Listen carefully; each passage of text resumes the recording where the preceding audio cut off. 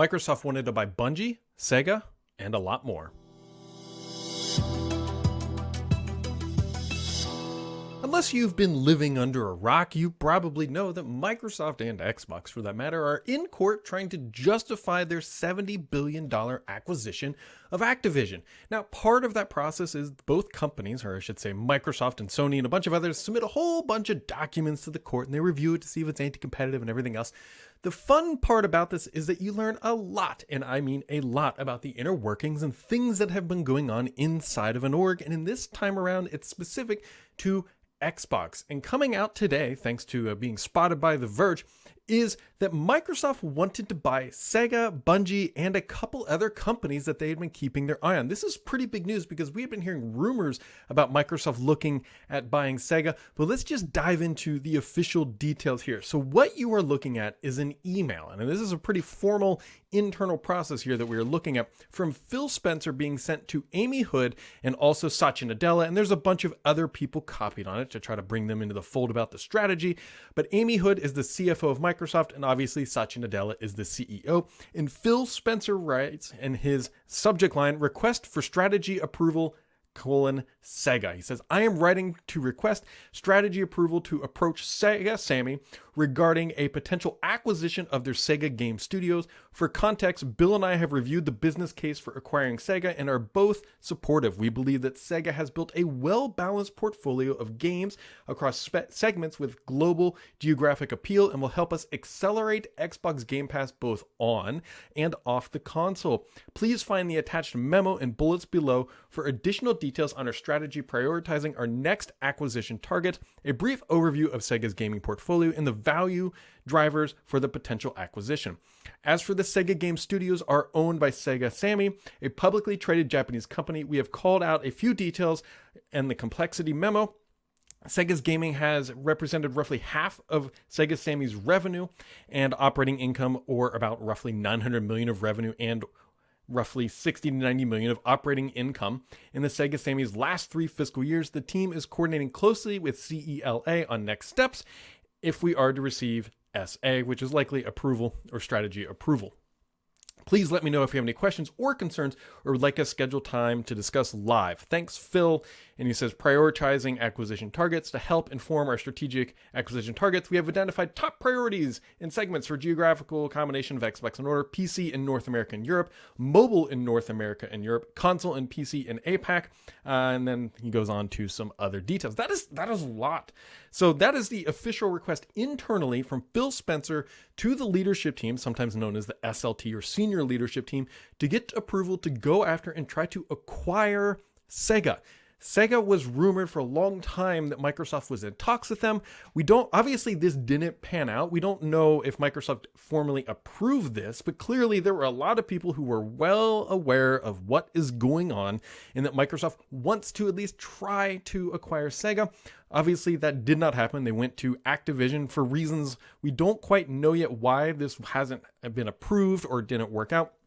Acquiring companies out of Japan is historically very difficult, not just from like a regulatory perspective, but just the culture in itself. Typically, there's more hurdles there than, say, honestly, maybe even buying Activision for $70 billion. But either way, that did not happen. Now, what's more interesting is that there was a list of companies in these court documents that show who Microsoft was also interested in, a notable industry. Now, I want to point out before I say anything here that having these watch lists is not unusual. Companies have this all the time, especially when you are the size of Microsoft. You're always looking at like, hey, what sort of bits and bobs and components out in the marketplace fill in gaps in our strategy that we can go acquire. When you have a $1 trillion market cap and you have the sort of capital that Microsoft does, this is very common. And so one of the companies on there I really want to dive into is Bungie.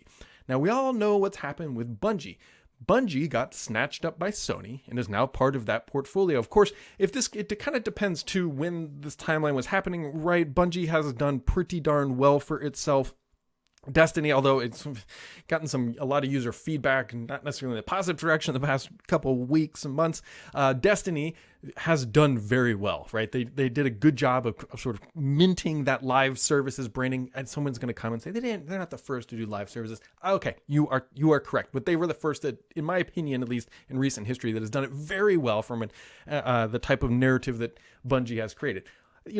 Details aside, Microsoft was very much interested in that model, and obviously Bungie got snapped up. We also know about Zynga. That was also revealed last week, and then there's also IO Interactive.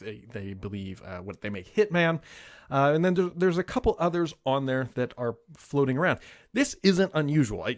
Acquisition targets are always the norm. The question becomes why didn't Microsoft get Bungie? Now, it kind of makes you wonder if Bungie was actually a reactive thing from Sony, because Microsoft, as you can tell, does not list Activision here, right? Activision is not on here, nor is EA for that matter, or is Rockstar for that matter, which are, I think, interesting notables not to be on there. You think Rockstar, maybe GTA just isn't that sort of thing they want, and getting EA might be actually quite difficult too with their sports titles, and that could be something that maybe just they don't think they could get through because, hey, they've got the market cornered on football in the Americas, football in the rest of the world, soccer as we call it here in the US, and their other sports titles do pretty darn well too. So maybe that's why they were thinking or whatever else.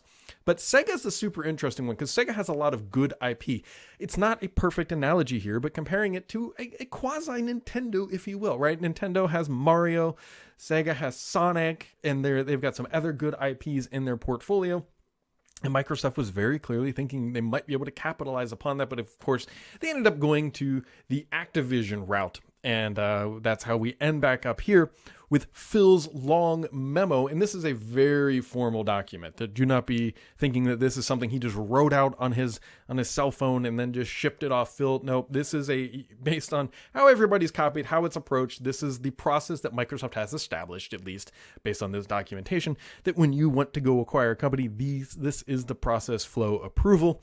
And half the universe is copied on the on the CC there. Either way, so that was back on November 10th of 2020. So honestly, not that long ago. November 10th at 8:11 a.m. is when he officially sent that to, everybody. Now, if it's like any other large company, this shouldn't have been a surprise really to anybody on this email, right? This is, you first kind of bring up the idea, you float it by and say, hey, maybe we should do this or whatever. And then Satya's probably like, hey, you know what, Phil, just go kind of play around, see what you do, see what you think, get some basic numbers and kind of walk us through what it would look like. And then once you do that, come to the conclusion. If you think the conclusion is we should go forward, then we'll involve the rest of the team.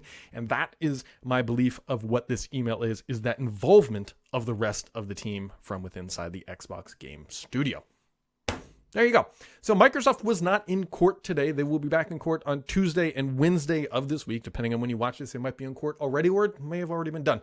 Either way, the thing to keep in mind in the court battle this week is actually probably on Thursday. There will be some notable things happening Tuesday and Wednesday, but on Thursday, the judge will get the time to question the lawyers from both sides, from the FTC and the Microsoft side, and we should hopefully be able to see the slant, the way the judge is thinking.